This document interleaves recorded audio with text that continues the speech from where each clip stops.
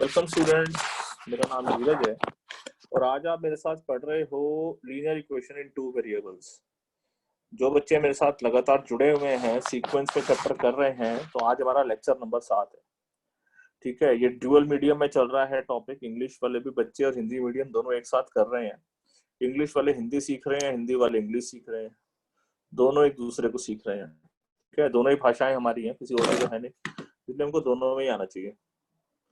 चलो बच्चों, अब आज कुछ ऐसे क्वेश्चन हैं जिसका मैं आपको बिल्कुल देखो 100% पूरा पूरा नहीं करूंगा, क्योंकि जो बच्चे मेरे साथ लास्ट क्लास में जुड़े हुए थे उसमें कई सारे क्वेश्चन किए थे। ठीक है, तो आज मैं आपको ऐसे क्वेश्चंस की ना स्टार्टिंग बता दूंगा एक स्टेज पे खड़ा करके, और उसके बाद उस क्वेश्चन को कैसे करना है वहां तक मैं ले आऊंगा, उसके बाद आप कर पाओगे। चलो, तो जैसे कि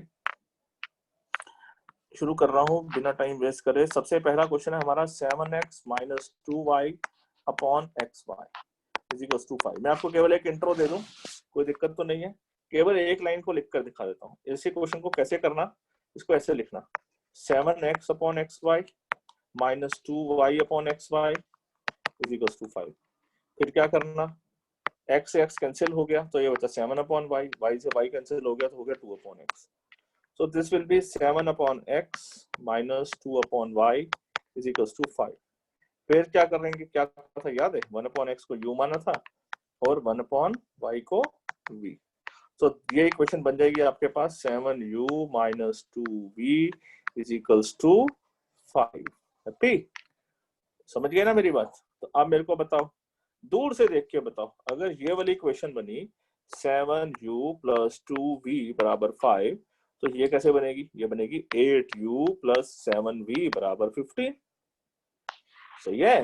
तो दूसरी इक्वेशन इसकी कैसे बन जाएगी? 8u plus 7v बराबर 15। तो इस तरीके से क्या करेंगे, आप u और v की वैल्यू पहले निकाल लेंगे और u और v की जब आ जाएगी तो यहाँ पर पुट करेंगे, सो x और y की वैल्यू आ जाएगी। डन? ये बात समझ में आ गई? अब समझो आपने ये वाला क्वेश्चन कैसे करना होता है। बाकी तो आपको आता है, बाकी तो याद करो, हमने लास्ट क्लास में से यूवी वाले देखो बड़े सारे क्वेश्चन किए थे। ठीक है, तो मैं से भैया बार बार मत करवाओ है बच्चों, ये सारी चीजें वही तो करी थी हमने, लास्ट क्लास में भी करी थी। तो पहले उसको रिवाइज करो, अगर जिसने नहीं देखा है तो टेक दैट रिवीजन। ठीक है, अगर हम ऐसे हर क्लास में पूरा चैप्टर रिवाइज कराऊंगा, पूरा लेक्चर रिवाइज कराऊंगा, तो फिर अगला लेक्चर कब करेंगे? तो साथ साथ पढ़ते चलो। ये देखो, इसको करना है 6x 3y 6xy। सो 6x 3y 6xy, इसमें क्या करना है, लेफ्ट साइड और राइट साइड दोनों को एक्स वाई से डिवाइड कर दो। Divide LHS and RHS by xy. So this equation becomes 6x upon xy, this becomes 3y upon xy, this becomes 6xy upon xy. So what will happen, x से x cancel हुआ, बना 6 upon y, ये y से y cancel हुआ 3 upon x. So this equation becomes 6 upon y plus 3 upon x is equals to 6। अब ये question बिल्कुल वैसे ही बन गया जैसा हमने भी ये किया था। 1 upon x को अगर आप u मानते हो, 1 upon y को v मानते हो, तो इसको सिस्टम से दोबारा लिख लेना। तो क्या हो जाएगा, 3u plus 6v बराबर 6। ठीक है, क्लियर नॉट क्लियर? तो इस तरीके से आप ये दूसरे वाली क्वेश्चन भी इसी तरीके से सिंप्लीफाई कर लेना। अगली 7th को पकड़ो। 7th में क्या करना है, ये ऐसे लिखा हुआ है 10x plus y 2x minus y is equal to 4। 10x plus y 2x minus y is equal to 4। ऐसे में क्या करना है आपको, लेट x plus y को आपने u मान लेना, 1 upon x plus y को, और 1 upon x minus y को आपने क्या मान लेना है, v मान लेना है। ठीक है, so this is equals to u and this is equals to v। तो अब ये क्वेश्चन क्या बन जाएगी, 10u plus 2v is equals to 4। समझ गए बात को ना? बस इतनी सी बात है। फिर इसको वैसे ही सॉल्व कर देंगे। फिर अब ये वाली ऐसी क्वेश्चन है जो 2 बार सॉल्व होती है। पहले u और v की वैल्यू निकालेंगे, उस क्वेश्चन में लिखेंगे, यहाँ पर पुट करेंगे, रेसिप्रोकल कर देंगे, तो x plus y is equals to एक इक्वेशन आएगी, और x minus y equal to दूसरी इक्वेशन आएगी यहाँ से। सो फिर इसको फिर सिंप्लीफाई करेंगे और फिर x और y की वैल्यू आएगी। डन। ये क्वेश्चन भी हमने लास्ट क्लास में ऐसा किया था। तो मतलब मैं आपको केवल एक रिव्यू दे रहा हूँ, ठीक है। ये क्वेश्चन भी कुछ इसी तरीके से ही करना है। 1/x 3x प्लस वाई को u मानना और 3x माइनस वाई को v मानना और क्वेश्चन को सिंप्लीफाई करना एलसीएम लेकर, ठीक है। चलो ये भी लिखकर दिखा देता हूँ। कई बार आप बच्चे को दिक्कत आ सकती है, जैसे कि मैं सेकंड इक्वेशन को करता हूँ तो दोनों में अपॉन है। 1/2 3x plus Y 5 8 1/2 3x plus Y. दूसरा क्या है -1/2 3x minus y is equals to, सामने क्या लिखा हुआ है -1/8, ठीक है। तो अब एक काम करो, लेट 1/3x प्लस वाई को आप u मान लो और 1/3x माइनस वाई को आप v मान लो। तो ये इक्वेशन बन जाएगी u/2 minus b/2 is equals to -1/8, ठीक है। ये v बन गया, ये u बन गया।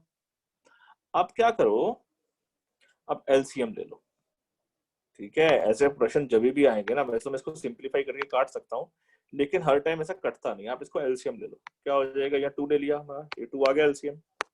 एलसीएम 2 आया तो ये बना u माइनस वी, ये हो गया -1/8, ठीक है। लिख लिया। अब क्या करो, ये 2 को उधर लेके जाओ, ओके। और 8 को अगर देखो सिंपल देखो, अगर ऊपर ये नीचे नीचे में एक दूसरे से कैंसिल हो रहे हैं, फिर तो कैंसिल करने में भलाई है। ये 2 बनता 2 2 4 the 8, so this will becomes u minus v is equals to -1/4। एक तरीका तो ये है। दूसरा तरीका, आपको लग रहा है कि यार कट तो रहा नहीं है, तो क्या करो, 8 को इधर ले जाओ, 8 को इन दोनों से मल्टीप्लाई कर दो, 2 को इस नंबर से मल्टीप्लाई कर दो, तो इक्वेशन आ जाएगी। क्लियर। तो ये डिपेंड करता है कि सामने क्वेश्चन में कंडीशन कैसी है, ठीक है।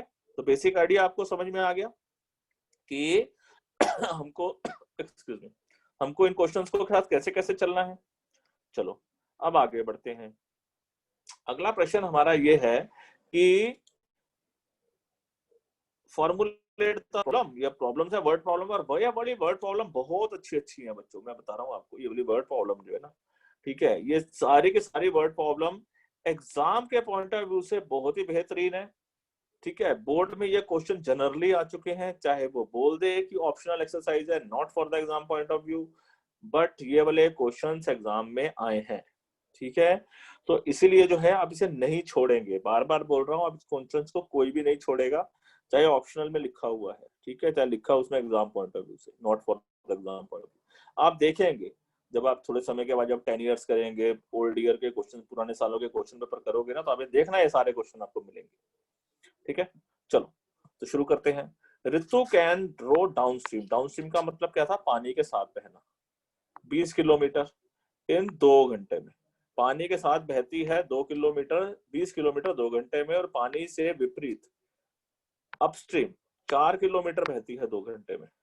तो उसकी स्पीड बताओ, पानी की भी और उसकी स्पीड की भी, मतलब ऋतु की स्पीड भी बतानी है स्टिल वाटर में, और करंट की स्पीड भी बतानी है। तो याद है हमने लास्ट क्लास में भी एक ऐसा क्वेश्चन किया था, ठीक है ना, अपस्ट्रीम और डाउनस्ट्रीम वाला, ठीक है, जिसमें ये वाला जो क्वेश्चन था, है ना, ये बोट वाला जो था, ये बिल्कुल वैसा ही क्वेश्चन है, ठीक है। So what I am going to do, मैं जो है इस प्रश्न को यहीं से जो मैंने यहाँ लिखा था, ठीक है, याद है ना क्या लिखा था, ये मैंने यहाँ इतना कुछ लिखा था, मैं सारा का सारा कॉपी कर रहा हूँ, क्योंकि सारी की सारी टर्म सेम है, मैं केवल वर्ड चेंज करूंगा, ठीक है। कॉपी, देखते जाओ देखते जाओ, ठीक है। अब अगर आपको जिस बच्चों को वो पुराने क्वेश्चन समझ में आए हुए ना, उनको इसमें कोई दिक्कत नहीं आएगी, ठीक है, कोई दिक्कत नहीं आएगी। देखो मैं आपको लिख कर दिखा रहा हूँ, देखो माना ऋतु, अब यहाँ पर नाव नहीं चलानी है, यहाँ ऋतु तैर रही है, ठीक है। तो यहाँ पर नाव हटा दो, ये नाव हटा दो, और इसकी जगह जो है ये नाव हटा दो, और यहाँ पर लिख दो ऋतु की चाल, है ना। तो यहाँ पर मान लेते हैं कि ऋतु की जो चाल है, जस्ट अ मोमेंट,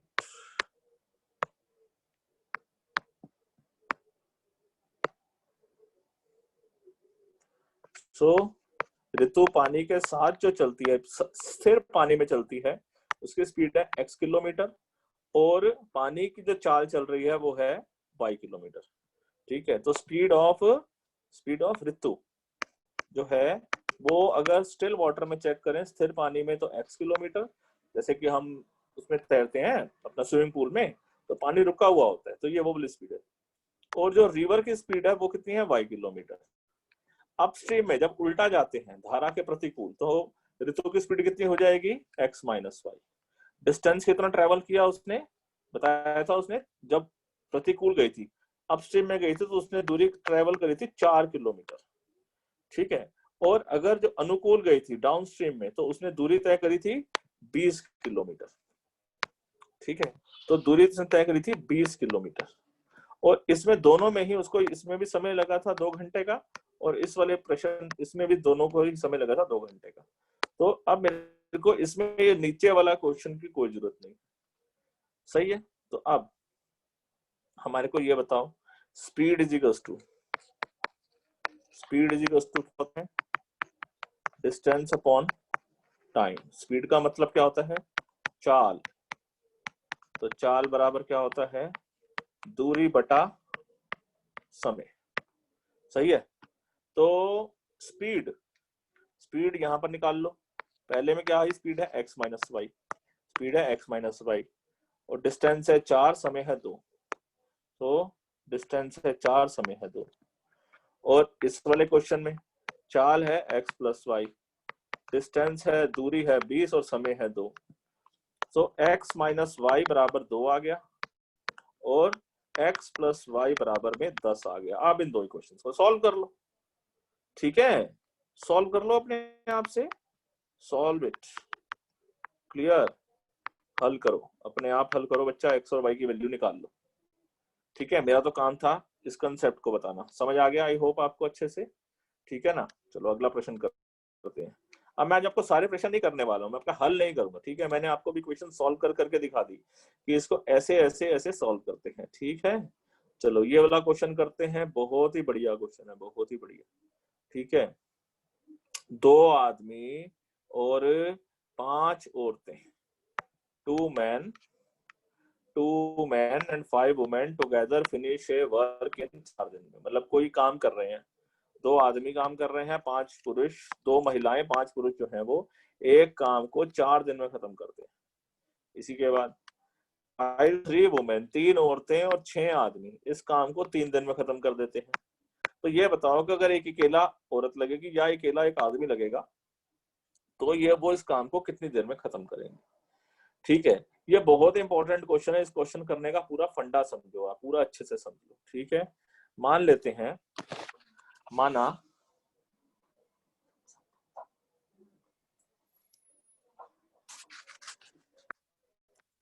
तो माना एक महिला अकेली, ठीक है, अकेली मतलब अकेले काम खत्म करेगी, अकेली काम खत्म करेगी कितने दिन में, x दिन में। ठीक है, और एक पुरुष,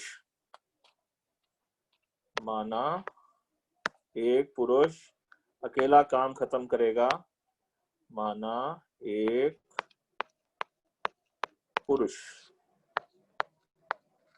अकेला काम खत्म करेगा y दिन में।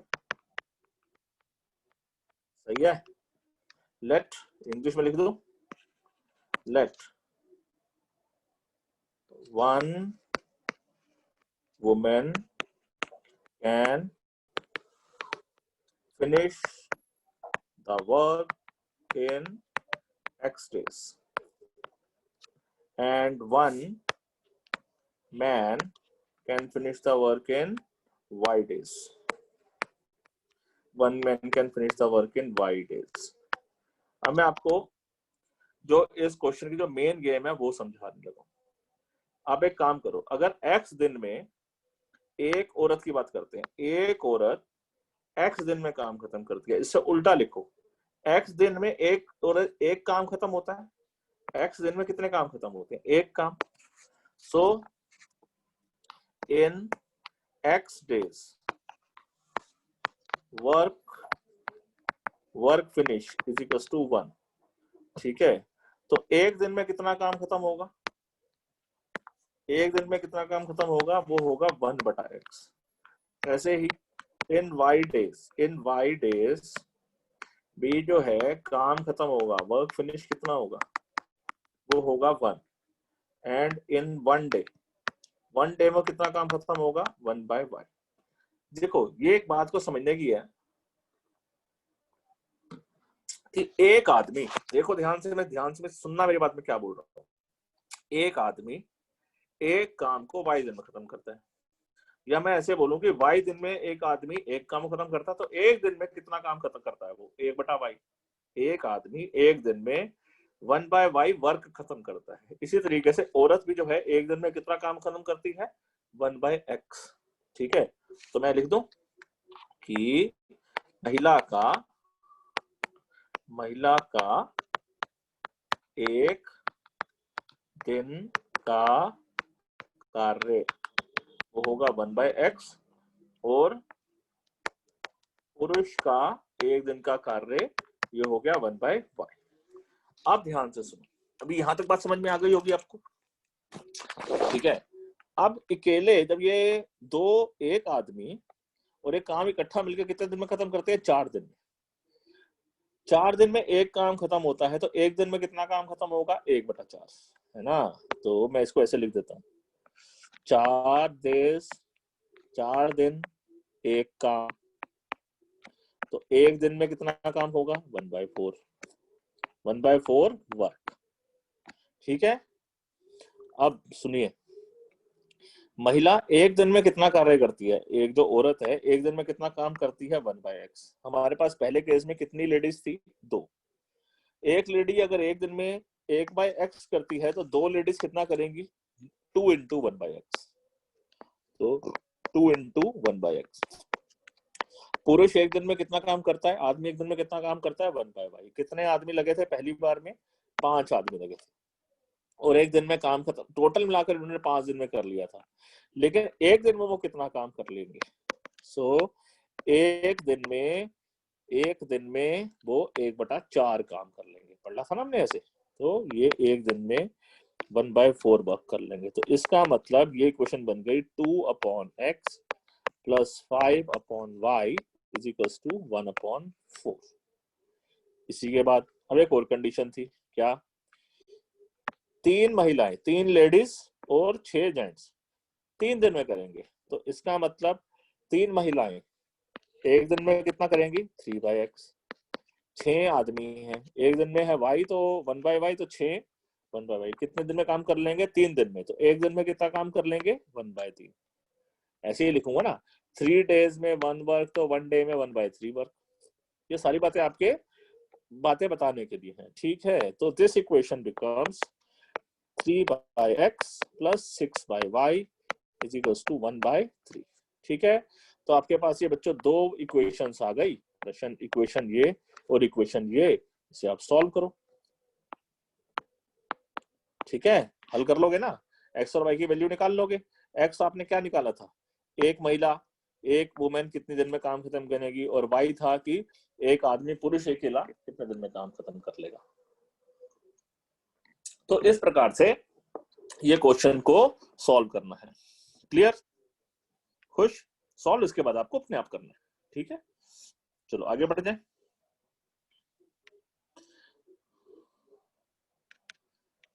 ये क्वेश्चन बहुत इंपॉर्टेंट है, ना जाने कितनी बार आया हुआ है, बहुत बार आया हुआ है।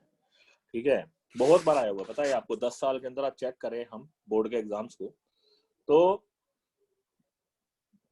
ये प्रश्न बच्चों बहुत बार आया हुआ है। चलो देखो, अब सबसे पहले क्वेश्चन क्या है? कहता है रूही अपने घर जा रही है, 300 किलोमीटर उसका घर है। कुछ वो ट्रेन से सफर तय करती है और कुछ बस से सफर तय करती है। ठीक है, अगर वो 60 किलोमीटर ट्रेन से चलती है, बाकी बस से चलती है, इसका मतलब अगर 60 किलोमीटर ट्रेन से चलेगी, इसका मतलब 240 किलोमीटर, 300 में से 60 किलोमीटर माइनस करोगे, 240 किलोमीटर बस से चलेगी। शी टेक्स 4 घंटे, 4 घंटे लगेंगे उसको। एक दूसरा कहता है अगर वो 100 किलोमीटर ट्रेन से चली जाए, बाकी 200 किलोमीटर बस से चले गई, तो उसको 10 मिनट ज्यादा लगते हैं। तो ट्रेन की बताओ और बस की स्पीड बताओ। ठीक है, तो माना रेलगाड़ी की गति वो कितनी है, x किलोमीटर प्रति घंटा, और बस की गति वो कितनी है, y किलोमीटर प्रति घंटा। x किलोमीटर क्या है, लेट स्पीड ऑफ ट्रेन, और लेट स्पीड ऑफ बस। ठीक है, ये हो गई x किलोमीटर पर आवर, ये होती है y किलोमीटर प्रति घंटा। देखो केवल इतना सा ही हिंदी और इंग्लिश का अंतर है, बताए, ध्यान से समझो, इसके अलावा कुछ नहीं है। ये बस 2 लाइनों का ही अंतर है। वो कहता है मान लो, वो कहता है लेट कर लो, वो कहता है स्पीड ऑफ ट्रेन, वो कह रहा है रेलगाड़ी की गति, बस। और क्या है यार। पहला केस क्या था, आपको ये बताओ, दूरी, आपको गति का फार्मूला याद है, अभी भी करा था थोड़ी देर पहले।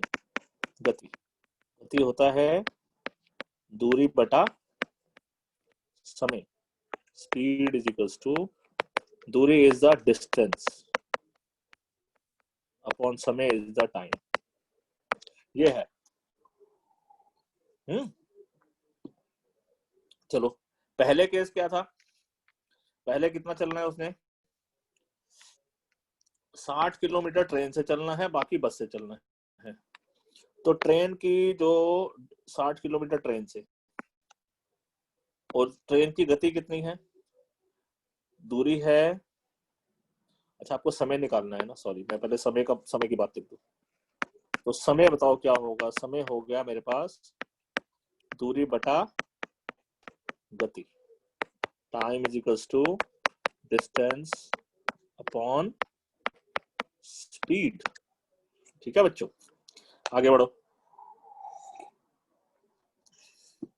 पहले क्या था, 4 घंटे लगे थे 60 किलोमीटर ट्रेन से, बाकी बस से। तो ट्रेन से चलना है 60 किलोमीटर, और उसकी गति है, स्पीड है x, बाकी चले बस से, उसकी स्पीड है y। टोटल लगे 4 घंटे, लग गया ना। कुछ समय लगा ट्रेन का और कुछ समय लगा बस का, टोटल समय। दूसरा तरीका क्या था, कहता है 100 किलोमीटर ट्रेन से, बाकी बस से, तो 10 मिनट फालतू। तो इसका मतलब 100 किलोमीटर ट्रेन से तो ट्रेन का समय, ये बस का समय, और 10 मिनट फालतू, मतलब 4 घंटे और 10 मिनट। अब 10 मिनट को कैसे करोगे, देखो 10 मिनट का मतलब होता है 10/60 घंटे, 10/60 घंटे, 1/6। तो इसको आपको यहाँ पे 10 मिनट नहीं लिखना है, क्योंकि ये जो है ये घंटे में लिखा हुआ है आर, तो ये भी आर है, तो ये आर में आर जोड़ने पड़ेंगे। तो इसे आप 1/6 ऐड करोगे इसके अंदर, 10 मिनट नहीं ऐड करोगे। ठीक है, घंटे के अंदर मिनट ऐड नहीं होंगे, मिनट को घंटे में पहले बदलो, 1/6 आ रहा है, फिर इसमें ऐड करो। सही है, तो ये जो बन गई, ये क्वेश्चन बन गई क्या, 24 + 1 25, 25/6। ठीक है, तो आपके पास 2 इक्वेशंस आ गई, एक ये और दूसरी ये। ठीक है बच्चों, तो 2 इक्वेशंस आ गई ना, 2 इक्वेशंस को सॉल्व कर लो, कर लोगे ना। एक्स और वाई निकालो। क्लियर, इसकी सारी ट्रिक तो हमने ऊपर बताई हुई है। तो एक्स और वाई जो है वो रेलगाड़ी की स्पीड और उसकी स्पीड है। आगे बढ़े, अब ये एक्सरसाइज आ गई है। ठीक है, द एज ऑफ 2 फ्रेंड अनी एंड बीजू डिफर बाय 3। अनी और बीजू की जो आयु में 3 वर्ष का अंतर है। अनी के फादर है Dharam is twice as old as Ani. Ani के फादर धर्म अनी से डबल है। बीजू जो है वो twice as old as sister Kathy. Biju अपने सिस्टर कैथी से डबल है। तो कैथी और धर्म में जो एज का जो डिफरेंस है वो 30 साल का है। अनी और बीजू की एज बताओ। ये तो 4 चीजें आ गई हमारे यहाँ पर। अनी, बीजू, धर्म और कैथी, चार नाम आ गए। 2 वेरिएबल तक तो ठीक था, है ना, तो ये फिर जरा मुश्किल हो गई। तो अब एक काम करो, देखो अनी की एज को ए मानो। अनी कौन है? अनी इज ए, ठीक है, बीजू इज बी, ठीक है, Dharam is D, and Cathy is, इधर है कैथी, ये भी कैथी, कैथी की उम्र हो गई सी। तो हम एक्स वाई जेड नहीं ले रहे हैं, ए बी सी डी लिख दिया, ठीक है, बात तो समझने की है। 2 मित्रों की दूरी, अब आज हमेशा इसमें दूरी क्या कह रहा है, दोनों मित्रों अनी और बीजू की एज का अंतर कितना है? 3 वर्ष। तो इसका मतलब अनी माइनस बीजू, ये आ गया 3। अनी के पिता है धर्म, धर्म को इसको मत देखो, धर्म की आयु अनी की आयु से दुगनी है, तो धर्म जो है वो अनी से दुगना है, तो अनी को दुगना करोगे तो धर्म के बराबर आएगा। दूसरी इक्वेशन, बीजू की आयु अपनी कैथी से आयु से दुगनी है, बीजू भी अपनी कैथी से डबल है, तो बीजू इज जो है वो ट्वाइस ऑफ सी है। ठीक है, यहां तक मेरी बात समझ में आ रही है कि नहीं आ रही है?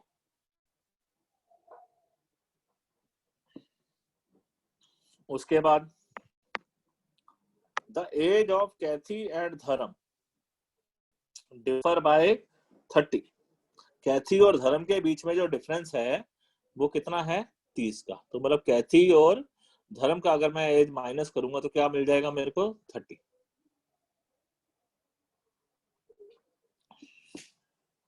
तो कैथी माइनस धर्म जो है, धर्म माइनस कैथी देख लेंगे या कैथी माइनस धर्म है, अभी यहाँ पता नहीं चल रहा, ठीक है, कि कौन बड़ा है। तो वैसे तो धर्म बड़ा हो सकता है, धर्म इज द फादर, तो हम यहाँ धर्म मान के चलते हैं कि धर्म बड़े होंगे, ठीक है। अगर एज माइनस में आएगी तो मुश्किल हो सकती है, फिर हम यहाँ तो धर्म माइनस कैथी जो है वो लिखा हुआ है 30 साल, ठीक है। अब यहाँ ए बी सी डी आ गया, आपको ऐसा करना किसी भी तरीके से 2 इक्वेशंस बना लो और उसमें 2 ही वेरिएबल हो, या तो ए बी हो जाए या सी डी हो जाए। तो एक काम करते हैं, ये ए और बी में है, मैं सी डी वाली इक्वेशन को भी ए और बी में लाता हूँ। तो डी की जगह मैं 2a लिख सकता हूँ, तो डी की जगह में 2a लिख दिया। और सी क्या है? सी की जगह मैं क्या लिख सकता हूँ? b बटा 2, तो b बटा 2, ठीक है, इजिकल्स टू 30। तो 2 इक्वेशंस आ गई आपके पास, a माइनस बी जो है वो 3 है और 2a माइनस b बाय 2 जो है वो क्या है? 30 है, ठीक है। अब इसको आप हल कर लो, सॉल्व कर लो, ए और बी की वैल्यू आ जाएगी, ए और बी की वैल्यू आ जाएगी, ठीक है ना। यहां से हमको क्या मिला है? यहां से हमको मिला है c is equals to b by 2। तो यहां से आप ऐसे लिख लो, c इज इक्वल्स टू क्या मिला है? b by 2। तो ये इक्वेशन नंबर हो गई फर्स्ट, ये है सेकंड, ये है थर्ड और ये थी फोर्थ, ठीक है। और इस वाली लाइन को हम अगले स्टेप पे लिख देते हैं, ठीक है। यहां लिखो from second, third and fourth हमको क्या मिला है? हमको मिला है ये वाली इक्वेशन, ठीक है। कैसे? डी को आपने हटाया 2a लिखा, सी को आपने हटाया, वो यहां से वैल्यू निकली, तो 2 सेकंड और थर्ड की वैल्यू आपने फोर्थ में डाली है ना, इसलिए हमने लिखा from second, third and fourth. तो आपके पास 2 इक्वेशंस आ गई, ठीक है। सो ये इस इक्वेशन का नाम दे दो, आपने लिख ली है फिफ्थ, ठीक है। तो ये फर्स्ट इक्वेशन है और ये फिफ्थ इक्वेशन है, ठीक है। अब इसको आप सिंप्लीफाई कर लो या सॉल्व कर लो, सिंप्लीफाई नहीं तो सॉल्व करो, आप हल कर लो, आप सॉल्व इट, हल करो, ठीक है।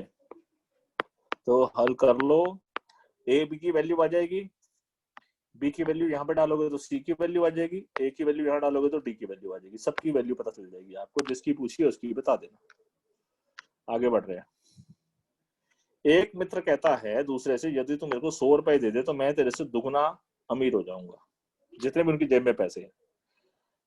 ठीक है। दूसरा कहता है, अगर तू मुझे अपने 10 दे दे तो मैं तुझसे 6 गुना अमीर हो जाऊंगा।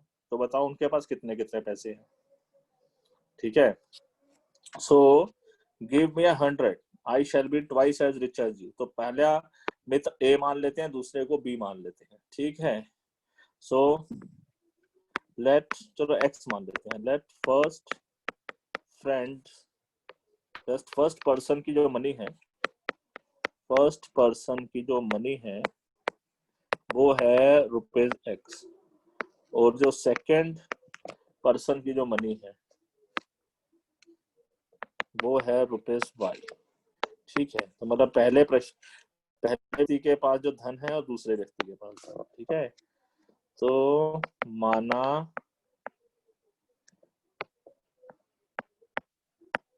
पहले व्यक्ति का जो धन है वो है ₹X, और दूसरे व्यक्ति का जो धन हो गया वो हो गया ₹Y। अब ध्यान से सुनना क्या हो रहा है। कह रहा है, पहला कहता है, पहला, यदि तू मुझे 100 रुपए दे दे, तो अगर 100 रुपए दे देगा तो ये X वाला, ये पहले वाला है, ये Y वाला है, इसके पास 100 रुपए बढ़ जाएंगे और इसके पास 100 रुपए घट जाएंगे। ऐसे ही होगा ना। अब वो कह रहा है कि मैं तेरे से दुगना अमीर हो जाऊंगा, मैं तेरे से डबल रिच हो जाऊंगा। ये वाला डबल रिच हो जाएगा, इसका मतलब ये डबल है। तो इसको आप 2 से मल्टीप्लाई करोगे तब इसके बराबर आ जाओगे। तो आप इसको, अगर आपने बराबर करना है तो इसको आप 2 से मल्टीप्लाई कर लो। दूसरी केस में क्या है, दूसरा कहता है कि अगर तू मुझे 10 दे दे। अगर वो 10 देता है, इसका मतलब इसमें से 10 कम हो गए और इसके पास 10 बढ़ गए। तो I shall be 6 time as rich as you. अब ये वाला जो आदमी है इससे 6 गुना अमीर हो जाएगा। तो अब इसको 6 से गुणा करना पड़ेगा, तब ये बराबर आएगा। सही है। तो इसको 6 से गुणा करो तो इसके बराबर आ गए।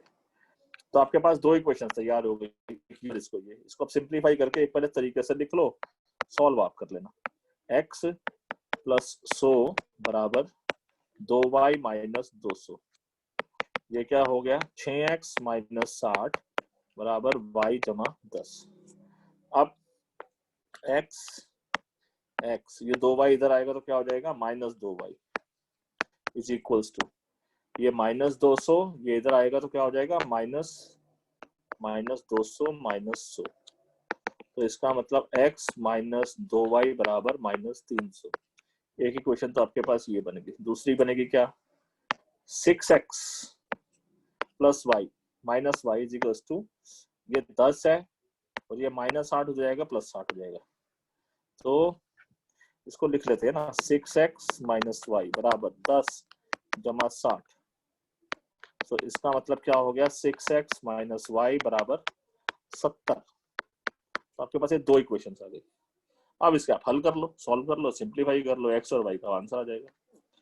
ठीक है। तो ये हमारी एक किताब है बीज गणित। ठीक है, उसमें से निकला हुआ क्वेश्चन है ये।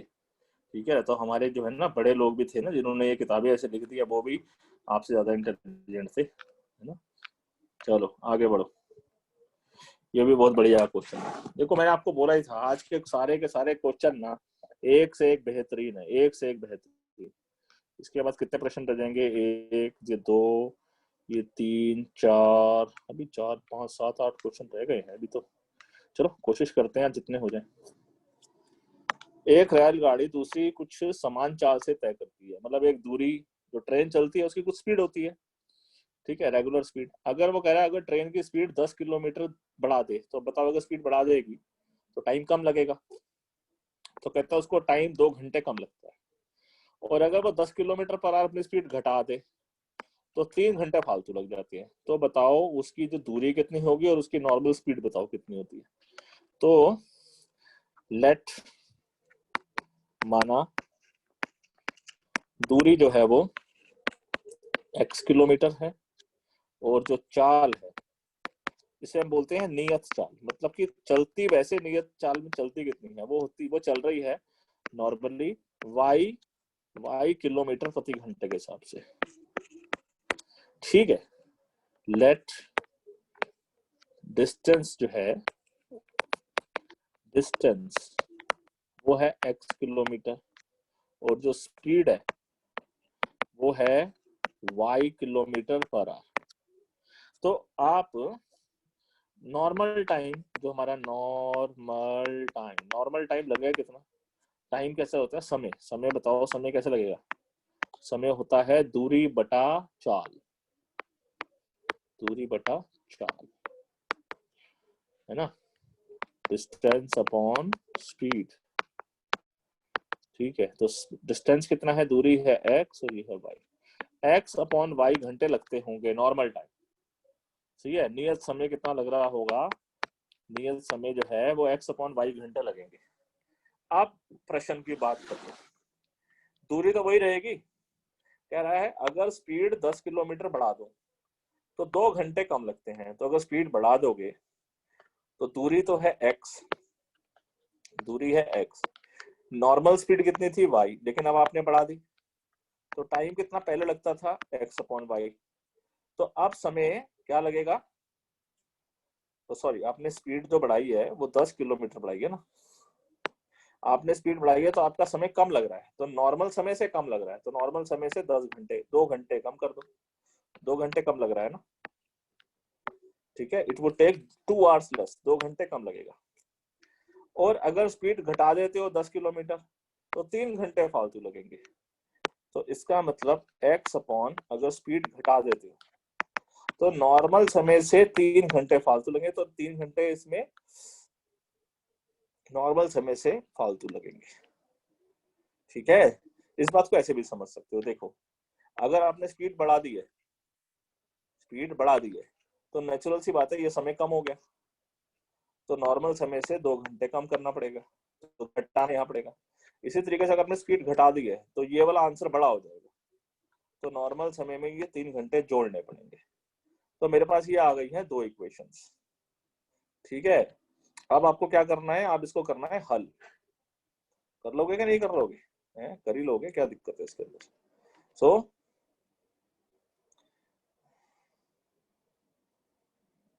ठीक है बच्चों, यहाँ तक बात मेरी समझ में आ गई? चलो, तो इसको मैं आपको वहां तक पहुंचा देता हूँ, या आप इसको हल करें एलसीएम में। चलो मैं करके दिखा देता हूँ, आप कहीं फंस सकते हो। तो सबसे पहले आप क्या करो, ऐसे प्रश्न में ना इसका आप ले लो एलसीएम। तो लेफ्ट साइड में क्या बचेगा? x अपॉन में y जमा 10, राइट साइड में हो जाएगा x माइनस 2y अपॉन में y। ठीक है,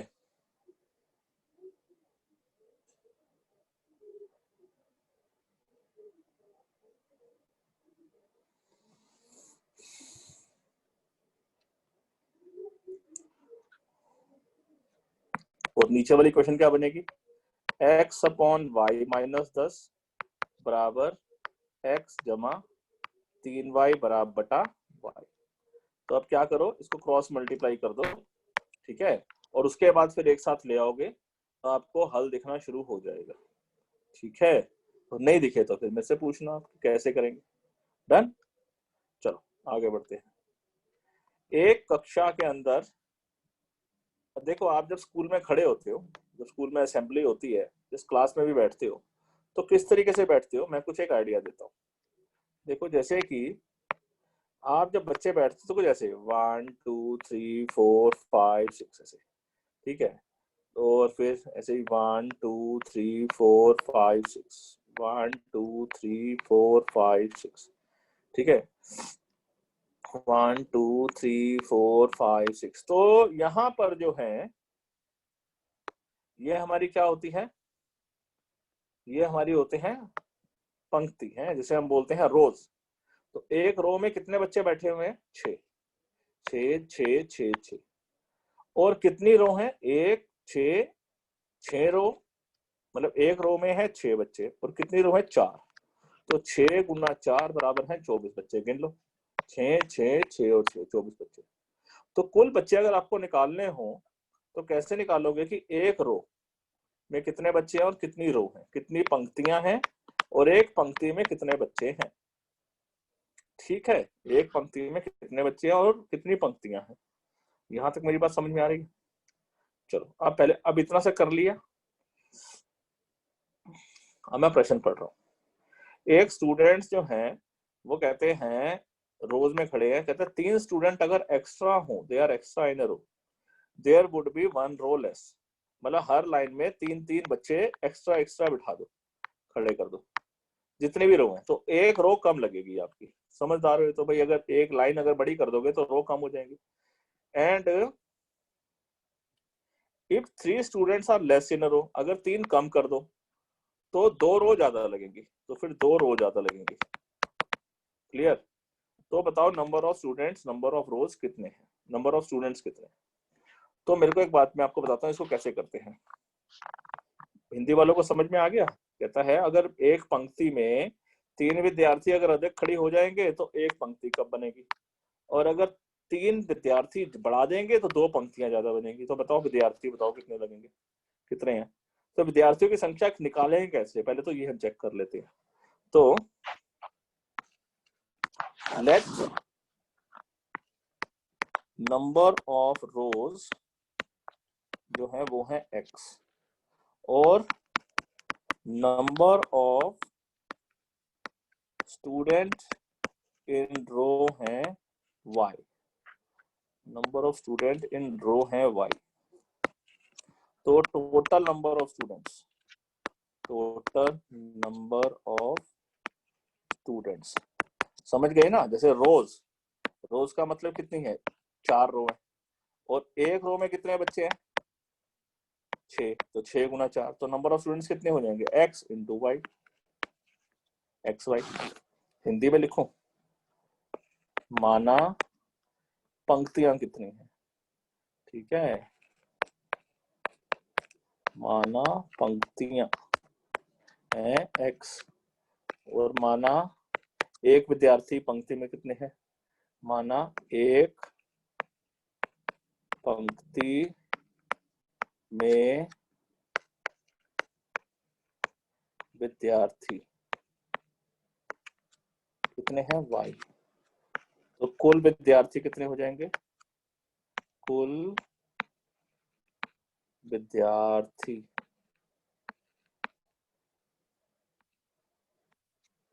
हो जाएंगे x गुना में y। अब देखो बात को समझो, कहता है शुरू, फिर दोबारा क्वेश्चन पढ़ते हैं। 3 रो फालतू बनेगी अगर एक रो में से एक बच्चा कम कर दे, तो हर रो में से, sorry, if 3 students are extra in row, row में बच्चा बढ़ा दो, हर पंक्ति में बच्चा बढ़ा दो, कितने, 3। तो y में एक रो के अंदर एक पंक्ति में कितने बच्चे हैं, y, इसमें 3 बढ़ा दो, तो पंक्तियां कितनी बनेगी, रो कितनी बनेगी, x में से एक कम बनेगी। ठीक है, ये भी विद्यार्थी और पंक्तियां, स्टूडेंट्स और रोज, टोटल मगर क्या होगा, total number of students, total number of students कितने हैं, x इंटू वाई। एक दूसरी बात क्या है, कहता है 3 कम करें पंक्ति में, मतलब रोज में y में 3 कम कर दे तो कितनी लगेंगी फालतू, 2 रो फालतू लगेंगी। ये भी टोटल नंबर ऑफ स्टूडेंट्स हो जाएंगे, कुल विद्यार्थी हो जाएंगे। बस इसको हल कर लो, हो गया काम। देखो इसको पहले लेफ्ट साइड को देखो, मल्टीप्लाई करो, एक्स वाई माइनस वाई जमा 3x बराबर एक्स वाई।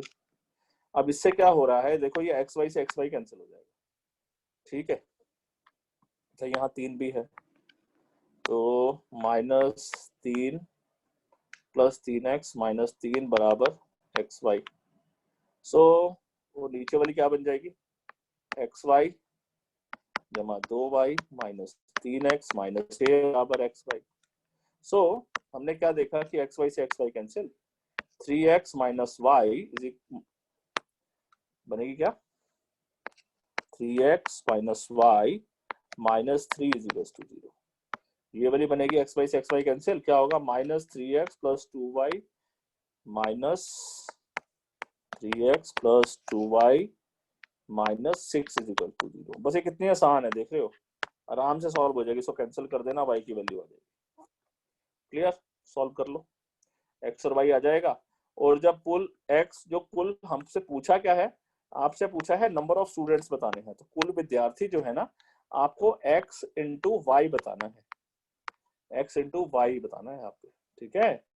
तो x निकालो, y निकालो, तभी ये टोटल स्टूडेंट्स आएंगे। समझ गए मेरी बात? तो कुल विद्यार्थी जो हैं आपके बच्चों ऐसे आएंगे, ठीक। विद्यार्थी में बड़ी की मात्रा आती है, तो मैंने यहाँ भी थोड़ा सा गलत लिख दिया ना, यहाँ तो सही लिखा था।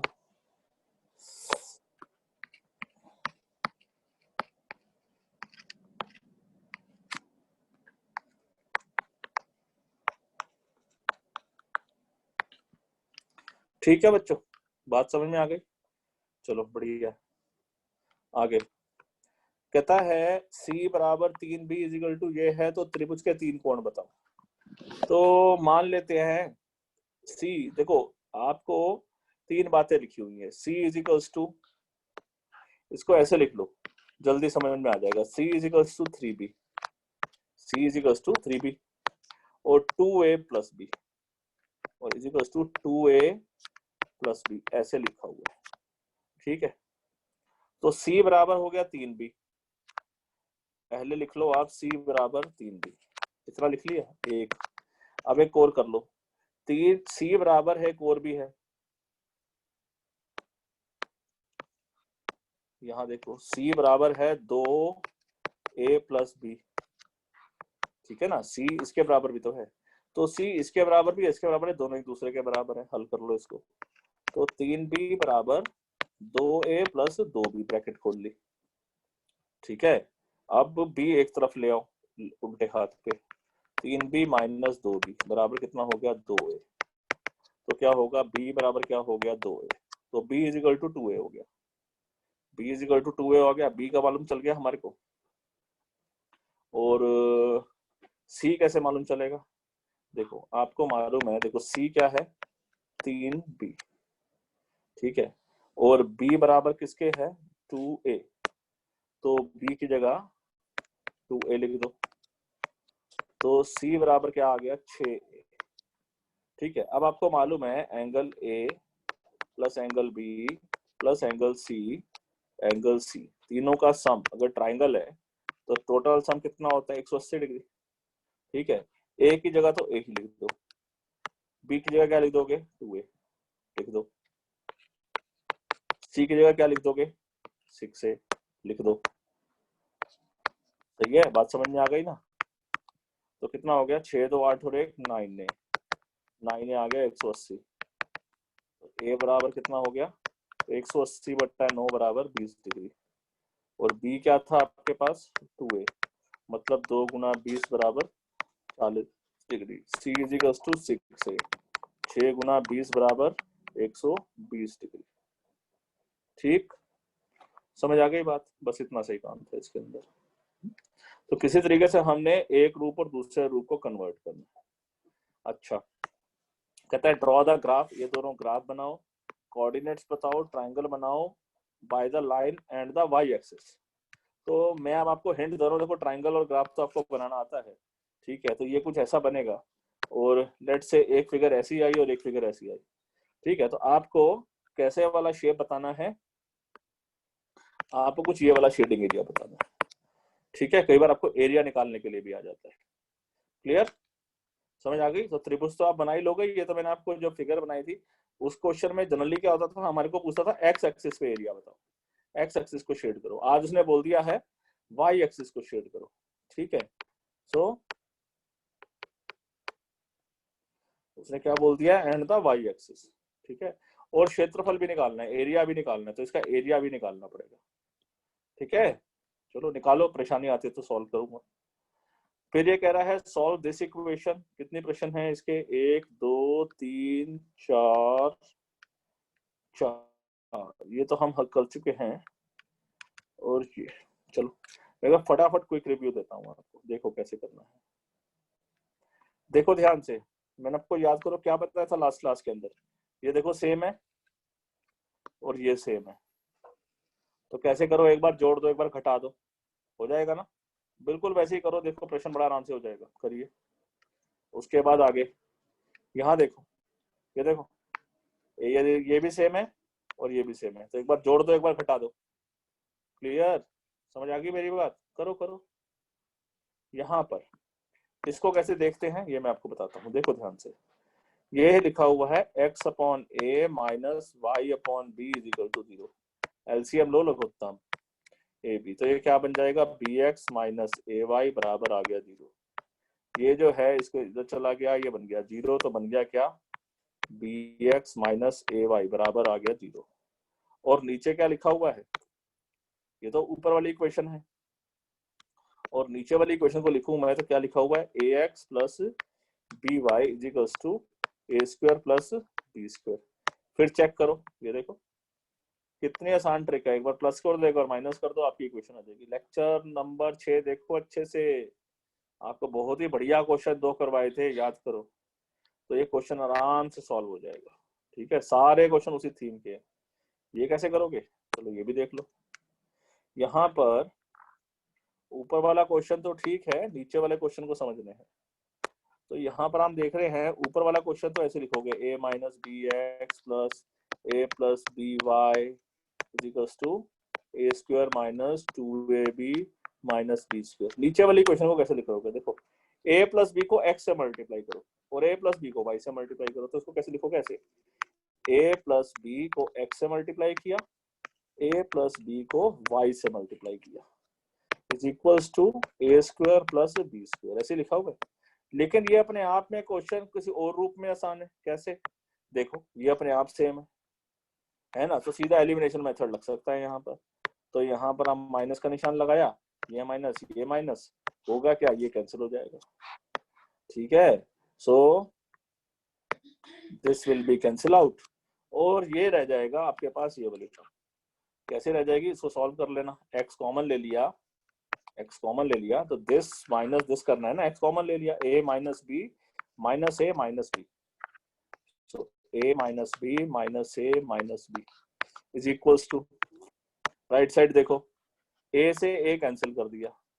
ठीक है, तो क्या बच गया आपके पास, minus 2ab minus B square और माइनस बी स्क्वायर, क्या हो गया, माइनस 2b स्क्वायर, तो minus 2ab minus 2b square. Clear, इससे फास्ट, इससे आसान कोई ट्रिक ही नहीं।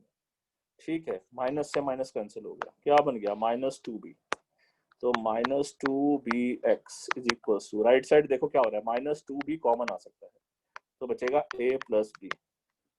ठीक है, तो x इज इक्वल टू क्या हो गया, देखो ध्यान से, minus 2b upon a into a plus b whole upon में लिखा हुआ है माइनस 2b, तो माइनस 2b से माइनस 2b कैंसिल हो गया, क्या बच गया, a प्लस बी। इससे फास्ट, इससे आसान, इससे जल्दी आंसर नहीं आ सकता। ठीक है, अब क्या करना चाहोगे, y की वैल्यू जो है अब क्या कर दो, इसमें सब्स्टिट्यूट कर दो, यहाँ पर x की वैल्यू, सॉरी x की वैल्यू इस वाले में क्वेश्चन में सब्स्टिट्यूट कर दो, करके दिखाता हूँ आपको। ठीक है, क्योंकि बच्चे जनरली इसको क्रॉस मल्टीप्लाई मेथड से करते हैं, लेकिन ये एलिमिनेशन मेथड से सबसे बेस्ट है। ठीक है, क्रॉस मल्टीप्लाई मेथड से करते हैं बच्चे, और इसको एक एक पेज लग जाता है, आपने देखा ये 2 लाइन में ही खत्म हो गया क्वेश्चन। ठीक है, तो यहाँ पर आप लिखोगे, पहली क्वेश्चन में पुट कर रहा हूँ, a minus B into X, X क्या है, a plus B, plus a plus B into Y is equals to A square minus 2ab minus B square. यहाँ पर मल्टीप्लाई करना ही फायदेमंद है, A square minus B square plus A plus B Y is equals to A square minus 2ab minus B square. अब A plus B Y is equals to A square minus 2ab minus B square, left side से आ रहा है minus a square minus B square बन जाएगा plus B square. So minus B square से plus B square, minus a square से plus a square cancel हो गया, क्या बच गया, minus 2ab। So a plus B into Y is equals to minus 2ab, तो y इज इक्वल्स टू क्या हो गया, minus 2ab upon a plus b. कितना फास्ट था। ठीक है, सो आई होप आपको समझ में आ गया होगा बच्चों। ठीक है, कोई इशू है तो इसको पहले आप अच्छे से समझो। देखो ये वाला क्वेश्चन हमने लास्ट क्लास में किया था, याद करो कितना बड़ा क्वेश्चन था ये। 378 को 152 से मल्टीप्लाई करना पड़ता, कितना लंबा काम होता, 604 से मल्टीप्लाई करना पड़ता, ठीक है। लेकिन अगर बिना उसके करते तो कितना छोटा सा आया था, ठीक है। तो जिस बच्चों ने लास्ट 6 लेक्चर देखा है पहले उसको रिवाइज कर लो, तब ये सारे क्वेश्चन बहुत आराम से कर पाओगे, नहीं तो मुश्किल हो जाएगा। ओके, ये हमारी आज की सीरीज का लास्ट क्वेश्चन है, ठीक है। और इसके साथ चैप्टर भी खत्म होगा। ABCD एक चक्रीय चतुर्भुज है। चक्रीय चतुर्भुज साइक्लिक क्वाड्रिलेटरल एक ऐसा होता है जिस क्वाड्रिलेटरल के पूरे सर्कल, ये जो वृत्त है, इसके चारों कोने इस सर्कल को छूते हैं। तो जब साइक्लिक हो जाता है, चक्रीय चतुर्भुज की बड़ी खास प्रॉपर्टी बन जाती है कि इन दोनों का जो सम है ना, आमने सामने वाले एंगल्स का सम है ना, इन एंगल्स का सम 180 डिग्री होता है, 180 डिग्री, ठीक है। सो रीजन लिख देता हूं, angle opposite to cyclic quadrilateral sum of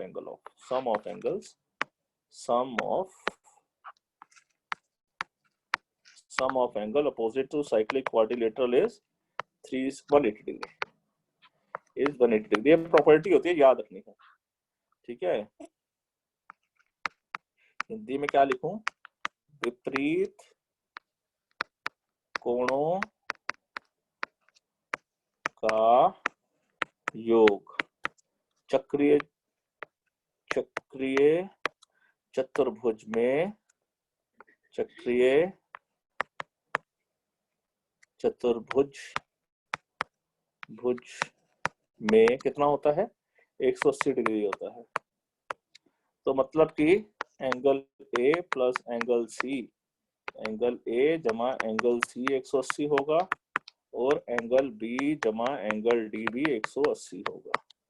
तो एंगल ए कितना है, 4y जमा 20, सी कितना है -4x, ये 180 होगा। बी कितना है, 3y - 5, और डी कितना है -7x जमा 5, ये मिलाकर भी 180 होगा। तो कितना होगा, 4y - 4x बराबर 180 - 20, 4y - 4x बराबर 160, ये 4 से कॉमन आ रहा है, y - x 4 गुना 40, तो y - x बराबर 40। एक इक्वेशन तो ये बनी। दूसरा, अच्छा इन दोनों में प्लस था यार, मैंने मल्टीप्लाई लिख दिया, सो दिस इज प्लस, तो ये हो जाएगा 3y - 7x, 3y - 7x और -5 और जमा 5 0 हो जाएगा, इजिकल टू 180, इजिकल्स टू 180। तो दो इक्वेशंस आ गई आपके पास, एक इक्वेशन तो आ गई आपके पास ये, और एक आ गई आपके पास ये। अब इसे हल करो, सॉल्व करो, x और y की जब वैल्यू आ जाएगी ना, फिर उसके बाद यहाँ पुट करना 3y - 5, y की जो भी वैल्यू आ गई, मान लेता हूँ कि भाई 20 आ गई, तो 3 गुना 20 - 5, तो 60 - 5 इज 55, तो इसकी वैल्यू 55 होगी। ऐसे पूरा लिखना है आपको, सही है। तो लास्ट में जो है आपको पूरे एंगल का, angle A, angle B, angle C और एंगल डी बताना है, सही है। सभी एंगल से, सब एंगल ए का मतलब क्या होगा, 4y + 20, तो 4y + 20, तो y की जो भी वैल्यू है इसको निकालना और यहाँ पर पुट करना, तब आंसर आएगा, ठीक है। यहाँ पर जो लिखोगे ना वो आंसर होंगे। समझ गए मेरी बात, क्या कहना चाहता हूँ, गुड। सो बच्चों, आज का ये चैप्टर भी खत्म होगा, क्वेश्चन भी आज के बढ़िया रहे। तो लेक्चर 6 और 7 याद करो, बहुत ही ज्यादा कनेक्टेड टॉपिक है, सबसे आसान सबसे क्विक क्वेश्चन किया हमने। ये जनरली बच्चों बहुत देर में होता है क्वेश्चन, किसी भी और तरीके से करना ये क्वेश्चन बहुत लंबा टाइम खाता है, ठीक है। तो इसको 2-3 बार देखो, ठीक है, जब तक अच्छे से समझ में ना आए। ये आपको डिफरेंट तरीके से प्रश्न हल करने सिखा दिए, ये तो बहुत जल्दी करने सिखा दिए, है ना। सो अब ऐसे थे तो हमने सबको एक ही फॉर्म में कन्वर्ट कर लिया, तो सी में या बी में या ए में कैसे कर सकते हो, कोई दिक्कत नहीं है, ठीक है। ये बहुत अच्छा क्वेश्चन है, रो कॉलम वाला, नंबर ऑफ स्टूडेंट्स, ठीक, डिस्टेंस, ट्रेन, स्पीड, ये हमेशा ही टीचर्स के बोर्ड के क्वेश्चंस के फेवरेट रहते हैं प्रश्न ये वाले, ठीक है। ओके, चलो तो आज हमने ये चैप्टर किया खत्म, ठीक है, जिन बच्चों ने नहीं देखा है उसे पहले सजेस्ट करूंगा सीक्वेंस में देख लो, सीक्वेंस में स्टेप बाय स्टेप, ठीक है, कोई दिक्कत नहीं आएगी। ओके, सो यहाँ हमने करते हैं बच्चों लेक्चर 7 खत्म और हमारा चैप्टर खत्म। तो अगले चैप्टर में, अगला लेक्चर, नेक्स्ट वीडियो में हम कुछ नया चैप्टर शुरू करेंगे। तो टिल देन बाय बाय।